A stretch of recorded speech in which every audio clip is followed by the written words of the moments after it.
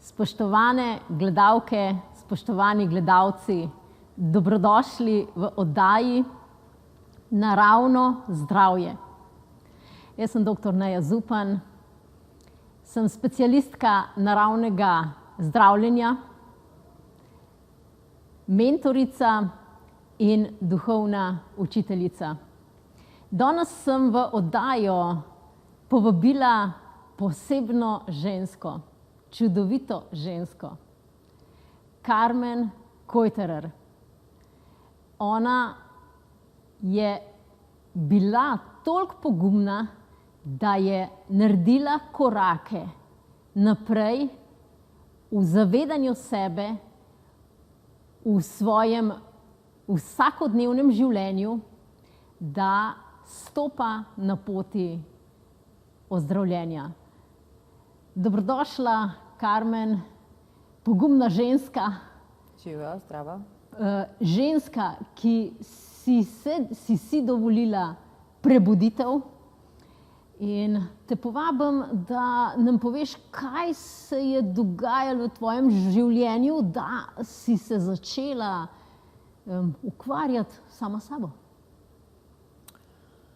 Da sem se začela ukvarjati sama s sabo, se je zgodilo lansko leto. Moj zadnji PET-CT na onkološkem je ponovno pokazal možen zasevek na jetrih in sem rekla, zdaj pa dosti.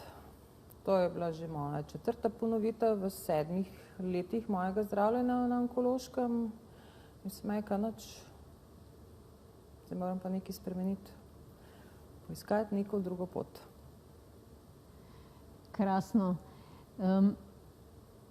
Pa zdaj, ko gledaš, ko je že majčkeno vse oddaljen in gledaš svojo pot, to enoletno pot prehojeno, ko je to za teboj, kje pa misliš, da se je v bistvu vse to začelo? Rekla si, 7 let nazaj se je že začelo, ampak jaz verjamem, da zdaj, ko gledaš nazaj, se je vse to, kako se je ta bolezen začenjala, začel že veliko prej. Kaj je tisto, kar bi ti lahko rekla, če bi jaz imela takrat ti znanje, bi naredila drugače, pa do tega mogoče sploh ne bi prišlo?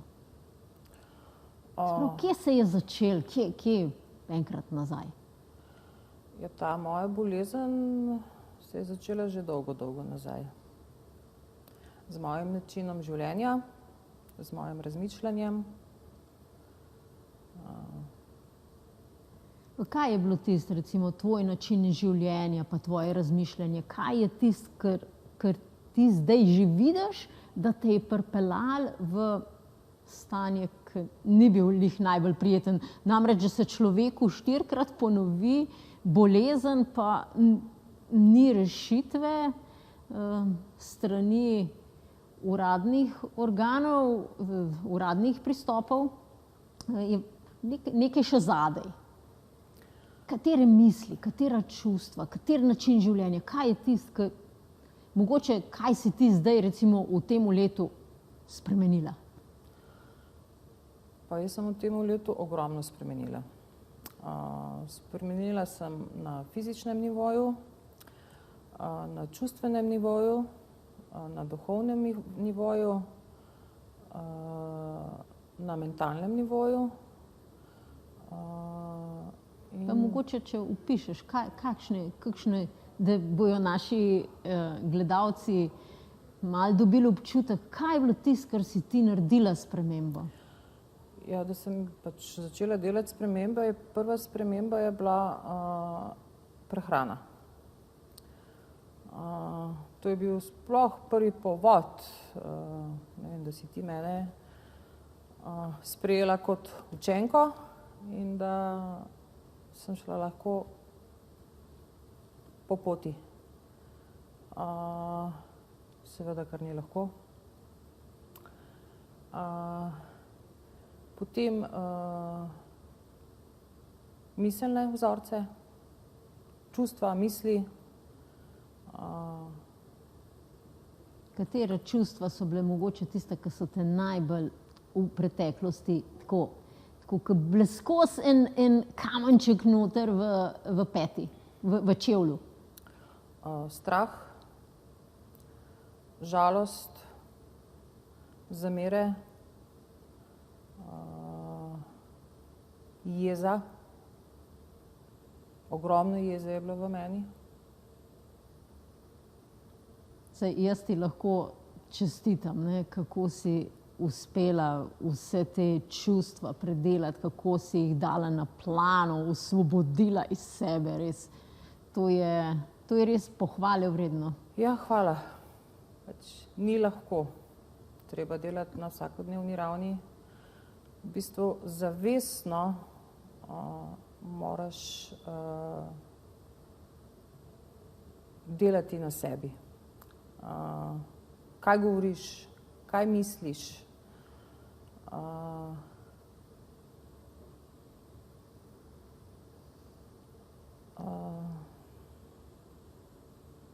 kaj daš vase.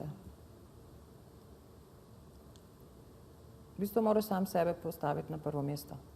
To je bila tista zelo pomembna, ja, sebe postaviti na prvo mesto. Se imeti rad, se spoštovati.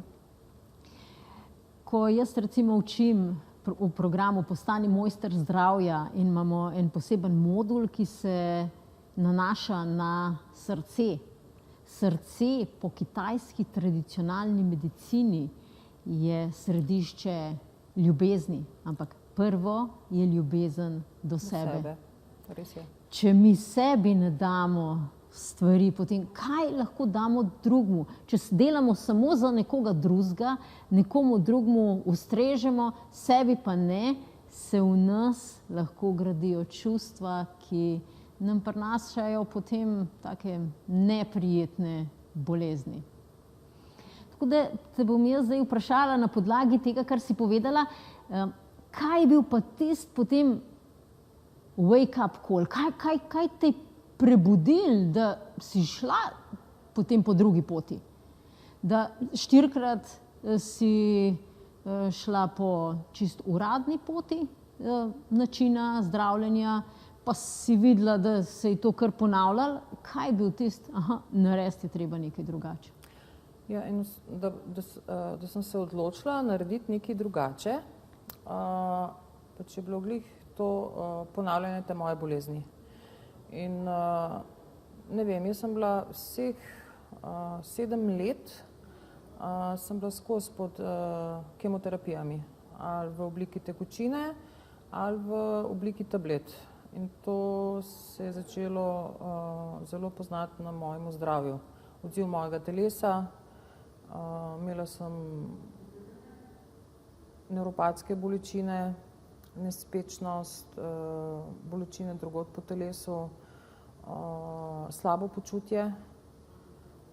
In sem rekla, zdaj enostavno je pa dovolj, da si moram poiskati nekje drugo priložnost, nekaj drugega probati. No in sem po tem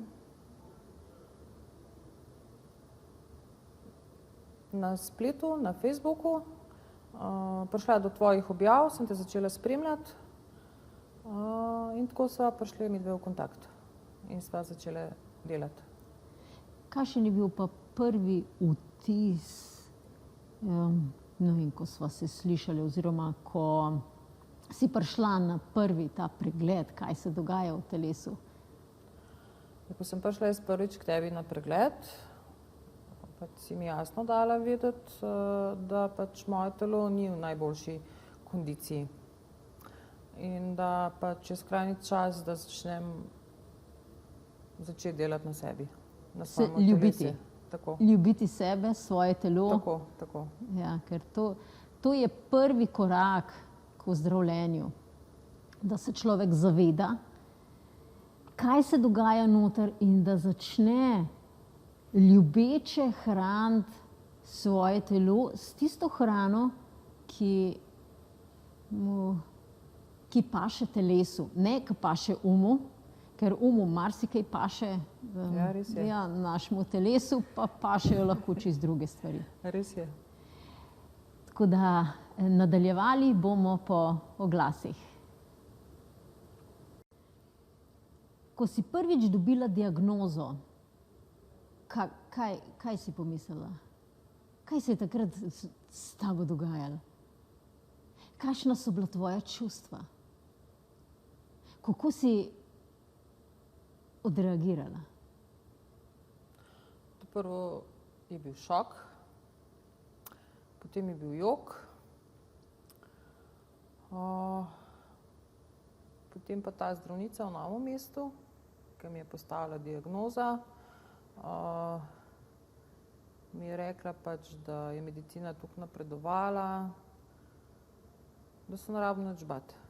Kje si pa pravzaprav imela raka prvega? Prvega sem imela na dojki. Aha, potem pa drugega? Drugega sem imela na vratu, na bezgavki. Pa tretjega? Tretjega je bilo na pljučih. Pa četrtega? V mediastinu na bezgavkah ponovno. Ja, in potem se je še petič pojavil. Ja. Ko si pa potem rekla, da to pa ni več pot za tebe. Ja. Sum, da imam pa na jetrih zasevek. Ja. In kako si takrat potem, ko si vsa ta čustva, pa strah, pa jok, pa kako si se takrat soočala s tem? Kako sem se soočala? V bistvu upadeš v en sistem noter in po tem sistemu greš, ne? Operacija, kemoterapija, obsevanja. Pač na začetku je, ko nič ne veš, zakaj se gre, kako se gre, itak vse spremaš, ne? Potem pa s časoma vidiš, da to ni tako, ne? Kdaj se ti prvič začelo to svitati, da mogoče to ni glih čist? Ta tretjič, ko so mi naredili ta drugo operacijo. Ta je bila kje? So pljuča odrezali? Ne, vrat. Disekcija vratnih bezgavk. Po disekciji vratnih bezgavk mesec pa pol je bilo že na pljučih locirano nekaj, ne. No in potem se je meni začelo to svitati, ne, da pač v bistvu Da to ni od fizičnega nivoja? Definitivno, definitivno. Da so pač vzroki nekje drugje, ne. Ja. Si že takrat kaj začela iskati v to smer, kaj brati, ali si šele potem, ko se je že v bistvu petič pojavil? V bistvu sem jaz že vmes razmišljala o alternativi, ampak itak slišiš takšne in drugačne zgodbe, a ne. Nikjer pač uspešno in enostavno me ni nič pritegnilo, a ne. Ko sem pa tebe zasledila, pa ko sem začela tebe spremljati, pa tvojo zgodbo, pa zgodbo tvojih učencev, sem rekla, da pa pač nimam kaj za izgubiti, a ne. Ja, tako kot sva se prej, še preden sva prišle sem, sva se pogovarjali, kako je dejansko zdravje in ozdravljenje odvisno od ogromno faktorjev. Od tega, kaj mi jemo, pijemo, poslušamo, kakšen je naš način življenja, do misli, čustev, do energij, ki so v nas, okrog nas in do tega, kaj duša pride izkušati v to življenje. In je res pot, ki sem jo jaz prehodila, zdaj, ki si omenila, ne, jaz sem imela tudi raka, za tiste gledalce, ki morda še ne veste, jaz sem imela tudi raka, vse moje prednice so za rakom umrle. Jaz sem prva, ki sem ozdravela, ampak sem tudi prva, ki sem šla po svoji poti za svoje ozdravljenje, sem uporabila tisto, kar jaz učim moje stranke, moje kliente, ljudi, ki hočejo narediti nekaj naprej, korake v ozaveščanju, od kod zdaj bolezen prihaja. Torej, odklonila sem kemoterapijo, obsevanja in hormonsko terapijo in podobno zdravljenje je bila deležna tudi Karmen, seveda vsako zdravljenje je majčkeno drugačno, se je tudi Karmen rekla, ja, zakaj pa jaz tega nisem dobila? Ja, zato, ker je bila druga vrsta stvari, ki jih je bilo treba popraviti. Sej, načeloma jaz izhajam iz tega, da nihče ni pokvarjen. Samo do ozaveščenosti potreben, da pride. Se pravi, da človek se naravna, tako kot si rekla, ne, spustiti jezo, spustiti zamere, spustiti strahove, spustiti, kaj govori, kaj bi hotel jesti, pa mu dati tisto, kar bo telo potreboval. Jaz tudi tlele se verjetno se spomniš, kako velikokrat rečem, recimo avto. Mi avto, recimo je na bencin, pa avto damo bencin noter. Mi v avto, ki vozi na bencin, ne dajemo dizel goriva, zato ker ne bo šel.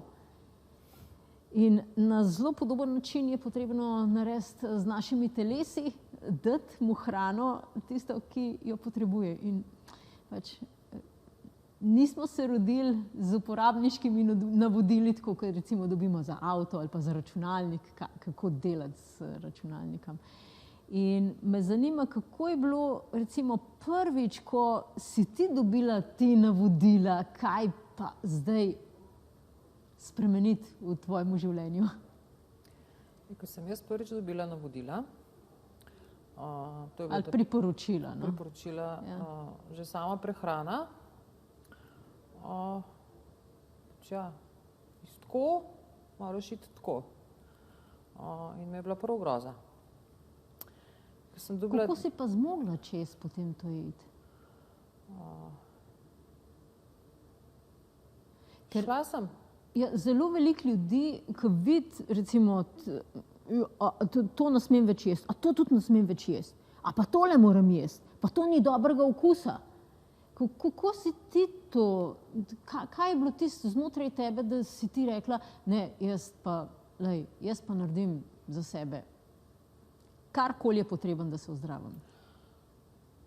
Zato, ker pač enostavno se imam rada, hočem živeti in sem borec, grizem in ne popuščam in sem rekla, če sem se odločila za to pot, pač ni lahka pot, treba delati, sam moraš delati, ti daš samo navodila in sem rekla, grem. In sem šla čez to prvo preizkušnjo, potem je prišla pa druga, zame najtežja preizkušnja, ko sva delali detoks jeter. In si sama veš, ko sem to dobila, sem te poklicala in je bilo v meni sama groza, sam strah, jokala sem, po mojem si se v tisti trenutku sama sebi smilila. Ampak si bila potem tista, ki si me spravila spet na pravo pot in sva šli skupaj čez. Čeprav ni šlo z lahkoto, sva imeli kar nekaj težavic, ampak... No, jaz ti čestitam. Ja, hvala lepa. Ja, jaz ti čestitam. Jaz tudi sama sebi lahko čestitam. Ja, sem ponosna sama na sebe. Čudovita si, tako da nič se v nič dajati, ker na tem še treniraš. Ne? Ja. Ampak to, kar si rekla, pač si poklicala mene, si povedala, kaj se ti dogaja. Tukaj je moje mentorsko delo, ker jaz ne morem nekoga ozdraviti in kdorkoli govori, da nekoga lahko ozdravi, se postavlja v vlogo Boga. Jaz sem tukaj mentor, ki s pomočjo znanja, zdaj imam več desetletij tega znanja, svojo lastno izkušnjo, pomagam ljudem, kaj bi lahko še naredili zato, da se njihovo zdravje začne izboljševati in da lažje greste skozi take izzivčke, kot je recimo sprememba prehrane ali pa čiščenje jeter, ali pa je potem recimo lahko tudi čiščenje črevesja, ledvic, želodca, možganov, kar pač nekdo potrebuje. Po oglasih se spet dobimo. No, in ko si naredila to čiščenje jeter, kaj se je potem spremenilo v tvojem življenju? Ker vem, da si imela, tako kot si naštela, pa nevropatske bolečine in tako naprej. Kako se je to poznalo? Poznalo se je na mojemu počutju,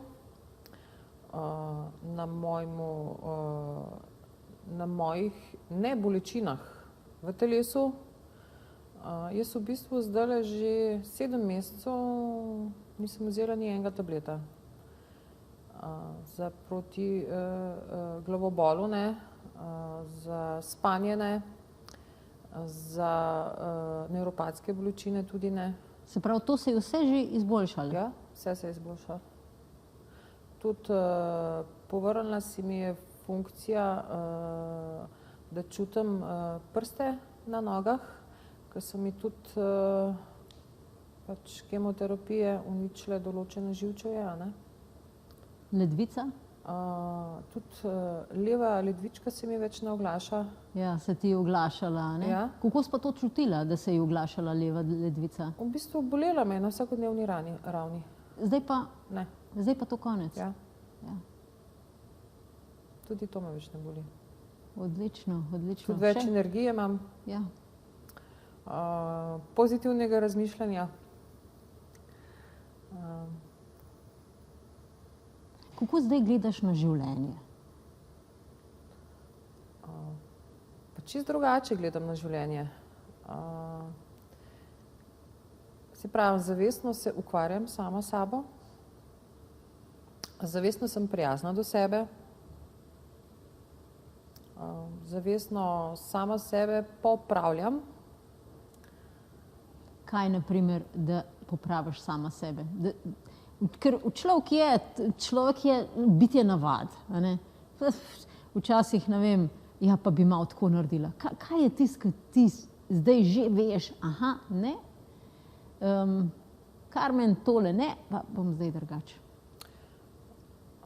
Kar se tiče moje prehrane, jaz sem bila zelo gurman za hrano. Oboževala sem suhomeznate izdelke, meso, sladkarije. Tega zdaj enostavno v mojem življenju ni več. Dobro meso tam pa kje si ga še privoščim, ampak pač določeno meso. Kaj paziš recimo pri mesu? Kaj je zelo pomemben? Pri mesu pazim pač, da je ekološko, da so živali ekološko hranjene. In to pač piščančka lahko jem, govedino, domačo kuro, kakšnega zajčka, pa se pa že konča. Svinjino sem čisto izločila iz mojega programa, ker povzroča največje vnetje v telesu. Potem imam tudi, ne uživam vso zelenjavo, imam tudi določeno zelenjavo. Sladkih stvari sploh ne uživam. Sladko postane življenje, a je tako? Res je. Res je. Ja. Ja, enostavno sploh nimam potrebe po sladkem. Mi ena moja učenka v programu Postani mojster zdravja ravno danes napisala en stavek, ki sem ji ga predlagala, pač tudi ima rada sladkarije, pa sem ji jaz rekla, da naj si za svoj cilj postav sladkarije zamenjujem za sladko življenje. To je to. Potem, ko človek začne za sebe skrbeti, je to sladko življenje postane. Ja, res je. Veselo, zadovoljno, navdušujoče. Tako. Tako kot si ti, recimo, ta tvoja zgodba je resnično zelo navdušujoča. Je še kaj takega, kar bi ti našim gledalcem in gledalkam želela predlagati, povedati, kaj je tisto, kar je tebe premaknilo? Tudi to mogoče, saj tako, kot so se midve pogovarjale, ti vsakodnevno poskrbiš ne samo za hrano, tudi za energijo. A je tako? Ja, res je. Vsako jutro naredim jutranjo kavico. Pa to ni jutranja kavica, tista ta črna. Ne. Ja, mi razloži, kakšna kavica je to. Ja, dvigujem energijo v svojem telesu. S to mojo energijsko kavico, to je prvi moj jutranji ritual. Potem začnem pa skrbeti za moje meridiane. Krepim meridiane v mojem telesu in tudi tuširam jih vsak dan.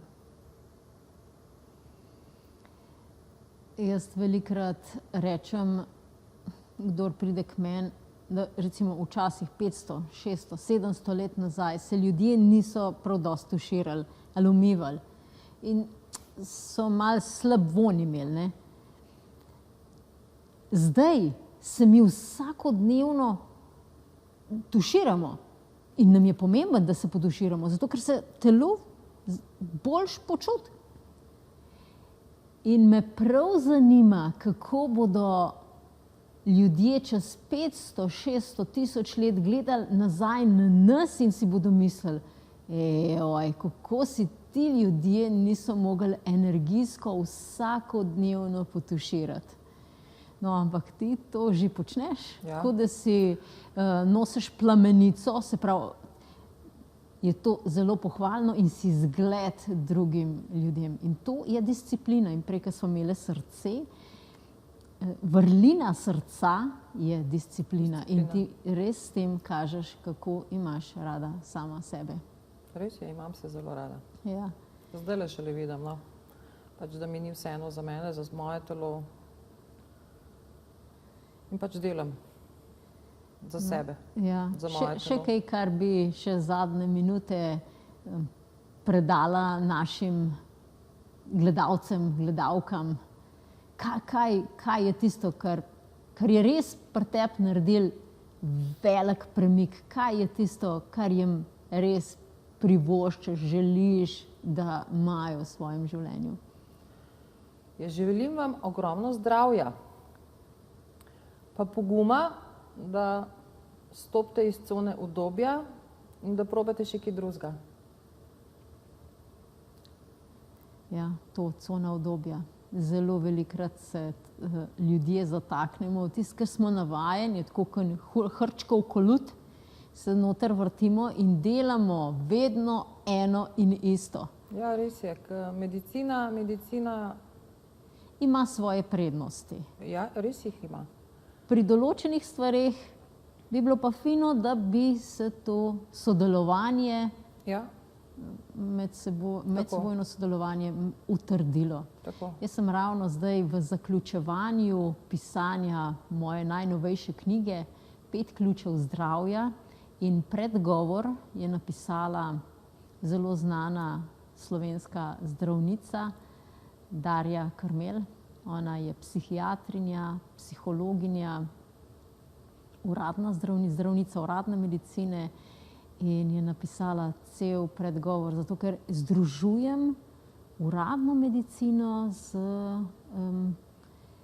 naravno medicino. Jaz jo ne imenujem alternativno medicino, zato ker alternative ni, ampak vse, karkoli koristi za to, da se človek lahko ozdravi, je za mene medicina. Tudi kar prihaja z narave, se pravi, da mi poskrbimo za svoje dobro počutje, za svoje misli, tako kot si rekla, za svoje energije in tudi za svoj duhovni nivo. Ja, duhovni nivo tudi. Ja. Tako da, draga Karmen, jaz ti želim zelo veliko še zdravja naprej.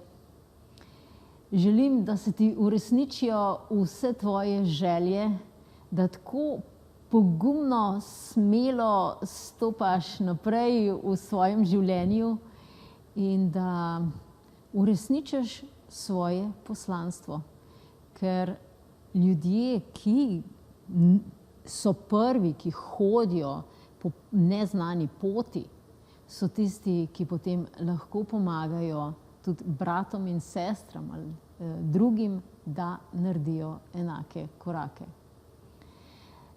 Spoštovani gledalci, spoštovane gledalke, hvala za vašo pozornost in lepo se imejte. Do naslednjič.